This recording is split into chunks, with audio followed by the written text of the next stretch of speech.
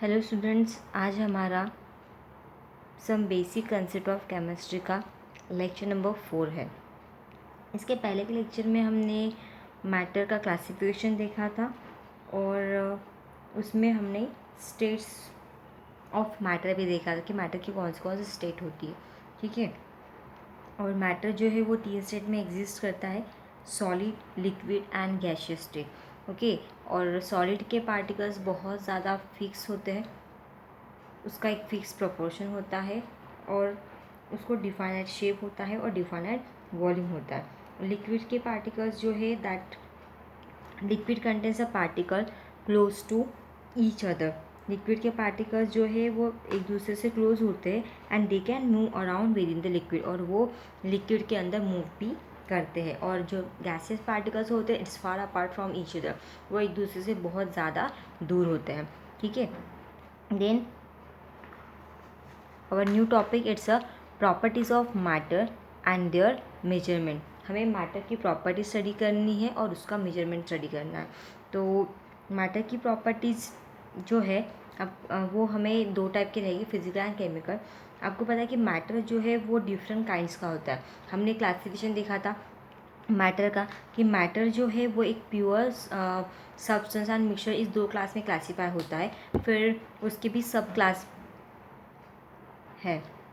तो properties of matter में different kinds of matter होते हैं and have a characteristics property, और डिफरेंट काइंड्स के मैटर को डिफरेंट डिफरेंट कैरेक्टरिस्टिक प्रॉपर्टी होती है और उसको हम क्लासीफाई करते हैं into two categories: physical properties and chemical properties में। So there are the different kinds of matter and that have a characteristics properties which can be classified into two categories, that is physical properties and chemical properties. And we know that we have a different kinds of matter. It's divided into two classes, that is pure substance and mixture.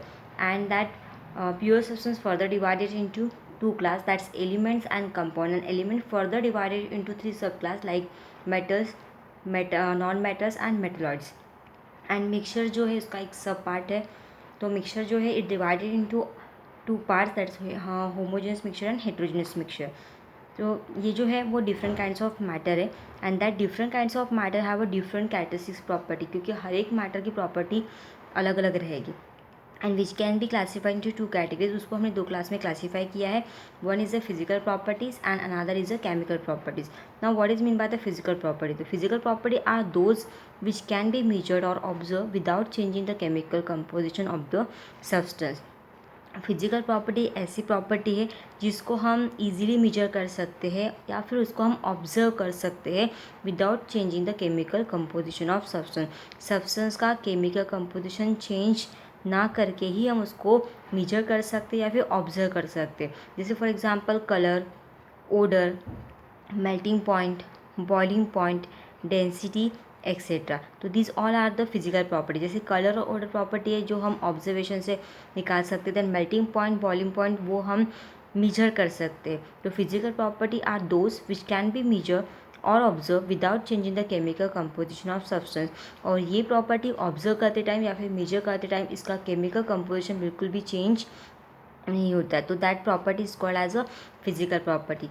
Okay, now chemical properties. Chemical properties are properties where the substance undergoes a chemical change and thereby exhibit the change in chemical composition. Chemical properties ऐसी property होती है कि जहाँ पे substance जो है वो chemical change में जाता है और केमिकल चेंज में जाने के वजह से exhibit change in the chemical composition, उसका केमिकल कंपोजिशन भी चेंज होता है। For example coal burns in air to produce the carbon dioxide. जब हम कोल को बर्न करते हैं वो भी in presence of air, then it produces a new compound, that is carbon dioxide.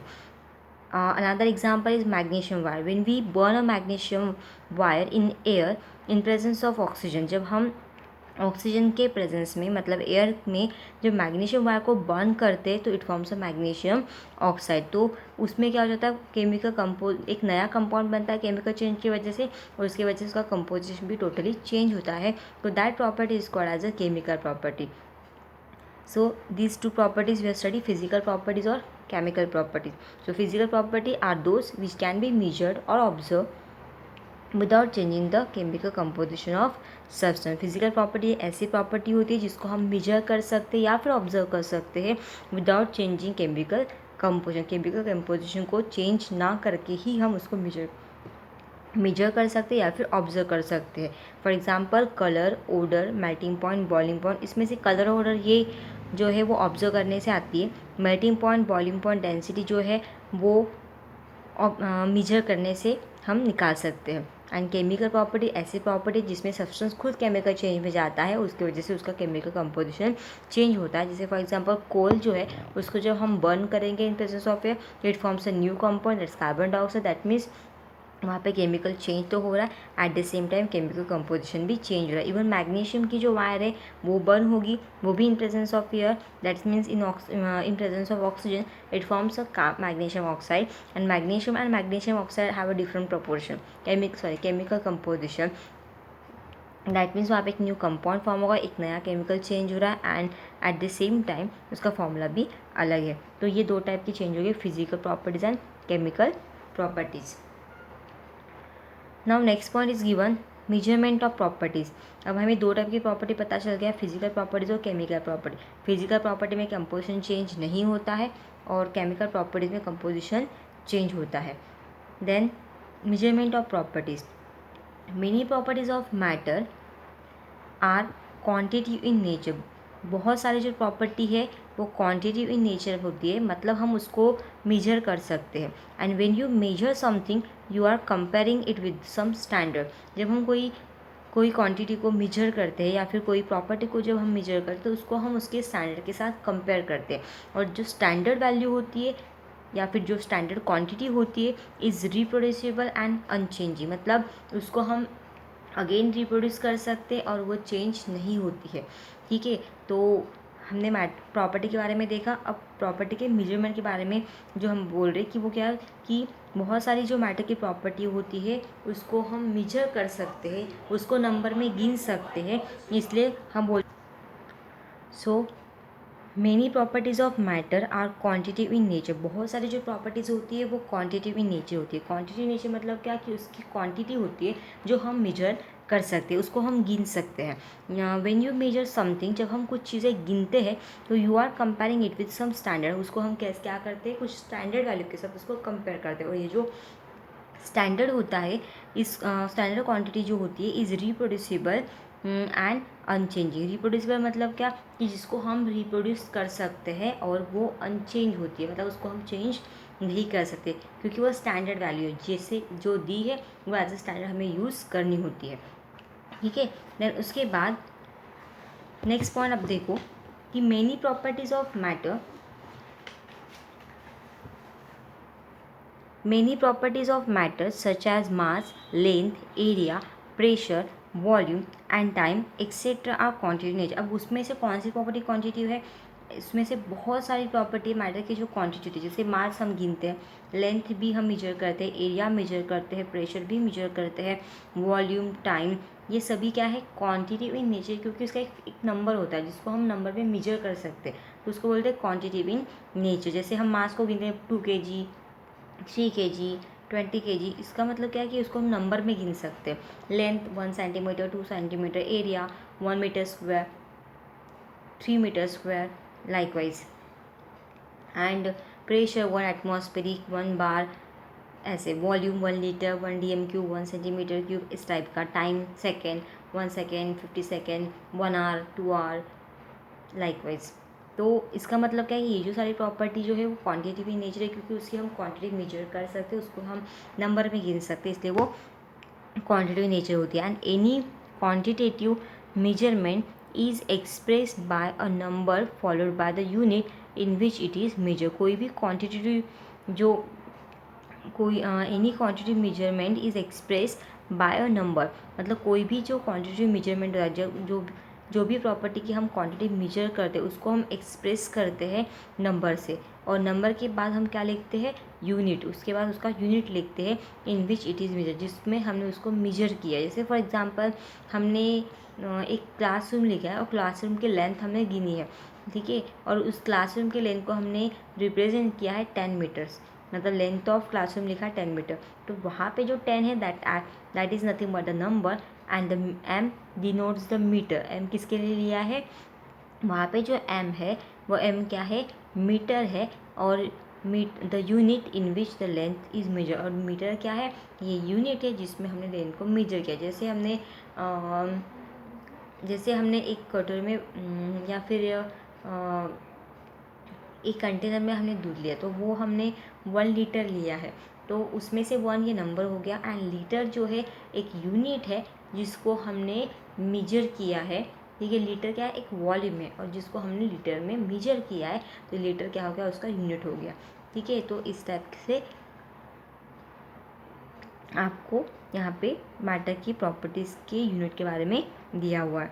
Then उसके बाद ऐसे बहुत सारे क्वांटिटी है जिसको हमने एक पर्टिकुलर यूनिट में हम गिनते, जैसे टाइम है तो सेकेंड और मिनट, आवर्स, ये टर्म्स हम यूज़ करते हैं। ठीक है, प्रेशर के लिए अलग यूनिट्स होते हैं, तो हर एक प्रॉपर्टी को हम नंबर के साथ साथ एक पर्टिकुलर यूनिट से रिप्रेजेंट करते हैं। प्रेशर कितना भी रहे, 1 बार 2 बार, उसको हम नंबर में मेंशन करेंगे, और प्रेशर को ही रिप्रेजेंट करने के लिए उसका एक पर्टिकुलर यूनिट होता है, 1 बार 1 एटमॉस्फेरिक लाइक, तो वो हम उसको उसके सामने लीजिए, तब उसी क्वांटिटी में हम उस प्रॉपर्टी को मेजर करते हैं, वो भी इन क्वांटिटी में। नाउ अब ये स्टैंडर्ड क्या है, हम बोल रहे हैं कि कोई भी वैल्यू को हमें स्टैंडर्ड से कंपेयर करना होता है। जो भी हम मेजर करते हैं, जैसे हमने लेंथ मेजर की, मास मेजर की, तो हम उसको किससे कंपेयर करते हैं, स्टैंडर्ड के साथ कंपेयर करते हैं। What is standard? The standards are chosen arbitrarily with some universally accepted criteria. जो स्टैंडर्ड्स होते हैं जिसको हम आर्बिटरली चूज करते हैं, ठीक है, with some universally accepted criteria के बेस पे। ठीक है, स्टैंडर्ड जो है वो अपने अंदाज से चूज़ किया था, हम नहीं करते, एक्चुअली साइंटिस्ट करते हैं, वो अपने रिसर्च अपने अंडरस्टैंडिंग के बेस पे उस स्टैंडर्ड को आर्बिटरली चूज़ करते हैं, और वो भी किसके बेस पे, सब यूनिवर्सली एक्सेप्टेड क्राइटेरिया के बेस पे। जो भी यूनिवर्स ने क्राइटेरिया एक्सेप्ट किया है उसके बेस पे आर्बिट्रली उस वैल्यू को चूज़ किया जाता है एज अ स्टैंडर्ड। ठीक है, so what is standard? The arbitrarily decided, अपने साइंटिस्ट ने अपने अंदाज से डिसाइड की हुई और उसको पूरे यूनिवर्स ने एक्सेप्ट किए वैल्यू को हम बोलते हैं स्टैंडर्ड। और वो कैसे निकाली जाती है, वो भी आर्बिट्रली चूज़ की जाती है, लेकिन with some universally accepted criteria के बेस पे। जो भी यूनिवर्सली एक्सेप्टेड क्राइटेरिया है उसके बेस पे उस वैल्यू को डिसाइड किया जाता है एज अ स्टैंडर्ड। ठीक है, and that standard is nothing but the arbitrarily decided and universally accepted standards are called as a unit. What is unit? The arbitrarily decided, अपने अंदाज से डिसाइड किया हुआ, और यूनिवर्सली एक्सेप्टेड स्टैंडर्ड्स को हम बोलते हैं यूनिट। ठीक है, arbitrarily decided and universally accepted standards are called unit, उसको हम क्या बोलते हैं, यूनिट बोलते हैं। इसीलिए हम सबके सामने, जैसे लेंथ को गिना तो 1 मीटर, 1 सेंटीमीटर, दूध को गिना, मिल्क को गिना आधा लीटर, 1 लीटर, तो that's nothing but the unit. Okay, तो स्टैंडर्ड क्या है? Standards are chosen arbitrarily with some universally accepted criteria. Universally accepted criteria के बेस पे हम उसको आर्बिटरली चूज़ करते हैं, और ये जो आर्बिटरली डिसाइडेड और यूनिवर्सली एक्सेप्टेड स्टैंडर्ड है उसको हम बोलते हैं unit. What is unit? The arbitrarily decided and universally accepted standards are called unit. Now there are several systems in which units are expressed। ऐसे बहुत सारे there are several systems, वहाँ ऐसे बहुत सारे systems होती है जिसमें हम यूनिट को एक्सप्रेस करते हैं। ठीक है, सेवरल सिस्टम्स होती है, जैसे CGS सिस्टम है, MK सिस्टम है, SI सिस्टम है, तो ऐसी सेवरल सिस्टम्स होती है जिसको हम यूनिट को एक्सप्रेस कर सकते हैं। जैसे अगर CGS सिस्टम है तो उसमें हम लेंथ के लिए सेंटीमीटर यूज़ करते हैं, then G stand for gram for mass, and S stand for second for a time. मतलब ये हमने सिस्टम बना दी कि इसमें ये यूनिट रहेंगी। जैसे हमने CGS सिस्टम यूज़ की है तो CGS सिस्टम में लेंथ जो है वो हम सेंटीमीटर में गिनेंगे, जो मास है वो ग्राम में गिनेंगे, और जो टाइम है वो हम सेकंड में गिनेंगे। That is called as a CGS system. MK system की अगर बात करेंगे तो MK सिस्टम में यूनिट को हम कैसे एक्सप्रेस करेंगे? M stand for metre, K stand for kilogram and S stand for second. तो ऐसे हम उसको अलग अलग सिस्टम्स में एक्सप्रेस कर सकते हैं, जैसे CGS सिस्टम है, MK सिस्टम है, ठीक है। तो इस सिस्टम में हम उसको क्या कर सकते हैं? रिप्रेजेंट कर सकते हैं। देन उसके बाद देखो, आपको एक टेबल दिया हुआ है, उस टेबल में आपको स्टैंडर्ड यूनिट्स दिए हुए। देखो उसमें स्टैंडर्ड यूनिट्स में आपको दिया है कि बेस फिजिकल क्वांटिटी। तो जो बेस फिजिकल क्वांटिटी वैसे जैसे लेंथ है, उसका सिंबल हम हमेशा एल से डिनोट करते हैं, और उसका जो एसआई यूनिट है वो मीटर है, और स्पेशली हम एसआई यूनिट तो ज़्यादा यूज़ करते हैं, ठीक है। और उसका एसआई यूनिट क्या है? मीटर। देन उसके बाद उसका यूनिट जो है वो हम सिंबॉलिक फॉर्म में लिखते हैं मीटर में। मास सिंबल उसका एम है, उसका एसआई यूनिट जो है किलोग्राम रहेगा, ठीक है। उसका एसआई यूनिट क्या है? किलोग्राम है। उसको सिंबॉलिक फॉर्म में लिखते हैं केजी। उसके बाद टाइम, टाइम जो है उसका सिंबल जो है वो हम स्मॉल टी, उसका name of SI unit second, और उसका सिंबल है एस। उसके बाद इलेक्ट्रिक करंट जो है वो इलेक्ट्रिक करंट जो है वो आई से रिप्रेजेंट करते हैं, उसका एसआई यूनिट एम्पियर है, उसको हम एसी डिनोट करते हैं। थर्मोडायनेमिक टेम्परेचर जो है वो टी है, कैपिटल टी, ठीक है। और उसको हम स्पेशली केल्विन में गिनते हैं, और उसका एसआई यूनिट है के, मतलब सॉरी उसका सिंबॉलिक फॉर्म है के। उसके बाद अमाउंट ऑफ सब्सटेंस जो है वो हम एन से डिनोट करते हैं। अमाउंट ऑफ सब्सटेंस के लिए हम एन सिंबल यूज़ करते हैं, और उसका एसआई यूनिट का नाम है मोल, एन स्टैंड फॉर मोल, और उसको हम सिंबॉलिक फॉर्म में लेते हैं MOL मोल, ठीक है। Then luminous intensity, that is also denoted by the L, and SI unit of the system is candela, that is CD। ऐसे बहुत सारे प्रॉपर्टीज़ है जिसको हम सिंबॉलिक फॉर्म, ऐसे बहुत सारी प्रॉपर्टीज़ है जिसका एक पर्टिकुलर यूनिट है, और उसको यूनिट से ही हम उसको रिप्रेजेंट करते हैं, उस यूनिट में ही उसको हम गिनते हैं। तो ये क्या है? मैटर की प्रॉपर्टी। और ये जो प्रॉपर्टी है जिसको हम गिन सकते हैं या फिर ऑब्जर्व कर सकते हैं, उसको फिजिकल प्रॉपर्टी बोलते हैं, और उसका कंपोजिशन कभी भी चेंज नहीं होता। लेकिन केमिकल प्रॉपर्टीज़ में ऐसा होता है कि केमिकल कंपोजिशन उसका चेंज हो जाता है। और इसके बाद जो हमने देखा था वो है, मतलब इसके अकॉर्डिंग हमने देखा था मैटर की प्रॉपर्टीज़ के बारे में, जो आपको बताया मैंने कि मैटर की प्रॉपर्टीज़ जो होती है, मैटर की जो प्रॉपर्टीज़ होती है वो दो टाइप की होती है, physical properties and chemical property, जो अभी बताया था। और उसका यूनिट हमें मेजर करना होता है, और हर एक प्रॉपर्टी जो होती है वो क्वांटिटी होती है, इसलिए क्वांटिटी मेजर करना तो उसके लिए हम नंबर यूज़ करते हैं, और वो क्वांटिटी को हम उसके स्टैंडर्ड के साथ कंपेयर करते हैं। और स्टैंडर्ड जो है वो एक आर्बिट्री डिसाइडेड वैल्यू होती है, और उसको यूनिवर्सली एक्सेप्ट किया जाता है। हर एक वैल्यू को जो हम मेजर करते हैं उसको हम उसके स्टैंडर्ड के साथ कंपेयर करते हैं, ठीक है। और स्टैंडर्ड के साथ कंपेयर उसके स्टैंडर्ड के साथ कंपेयर करते हैं, और उस वैल्यू को उसके यूनिट के साथ हम रिप्रेजेंट करते हैं, और जो यूनिट हम उसके लिए यूज़ कर रहे हैं उसी यूनिट में हम उसको गिनते भी। जैसे अगर हम कोई किसी चीज़ की लेंथ गिन रहे हैं तो लेंथ के लिए हमारे पास यूनिट होता है मीटर, सेंटीमीटर। तो लाइकवाइज हमें नंबर तो यूज़ करना है, एज वेल एज उसको सिंबॉलिक फॉर्म में उसके सामने उसका यूनिट भी लिखना। जैसे लेंथ के लिए ऐसा यूनिट है केजी, मास के लिए लेंथ के लिए मीटर, मास के लिए केजी, टाइम के लिए सेकेंड, इलेक्ट्रिक करंट के लिए एम्पियर, थर्मोडायनेमिक टेम्परेचर के लिए केल्विन, अमाउंट ऑफ सब्सटेंस के लिए मोल, एंड ल्यूमिनस इंटेंसिटी के लिए CD।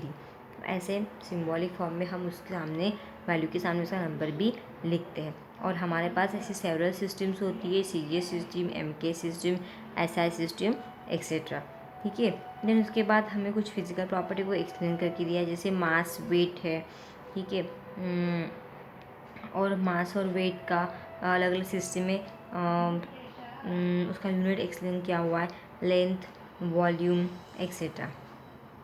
तो आपको मास के बारे में बता देती हूँ। वी नो दैट कि मैटर हैज़ मास। आपको पता है, हमें नेक्स्ट पॉइंट स्टडी करना है फिजिकल प्रॉपर्टी, तो उसमें हमें पहला पॉइंट स्टडी करना है मास एंड वेट का। तो वी नो दैट कि मैटर हैज़ अ मास, आपको पता है कि मैटर को पर्टिकुलर मास होता है, and so mass is an inherent property of the matter, हर एक मैटर को मास होता है और ये इनहेरेंट प्रॉपर्टी है मैटर की, and it is measure of the quantity of matter of a body, और मास जो है एक मेजर है, किसका मेजर है, quantity of matter, matter a body contain, मतलब बॉडी कितना मैटर कंटेन करती है उसकी क्वांटिटी हमें किससे पता चलती है, मास से, ठीक है।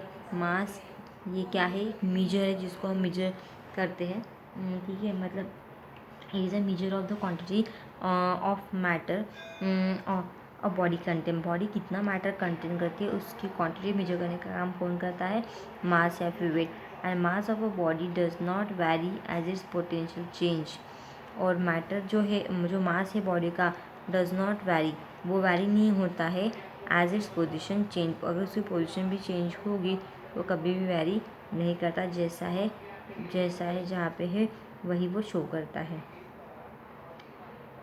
Mass of the body does not vary with as its position change. On the other hand, the weight of the body is result of the weight on weight. Sorry. On the other hand, the weight of the body is result of the mass and gravitational attraction. Weight जो होता है body का वो किसकी वजह से आता है, because of the mass and gravitation attraction, mass की वजह से हमें मिलता है